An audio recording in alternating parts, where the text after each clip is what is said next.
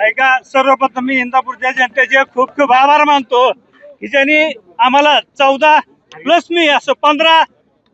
नगरसेवकांचं बळ आम्हाला दिले आणि इंदापूरची सत्ता ही अजितदादांच्या राष्ट्रवादी पक्षाने ठेवलेली आहे आणि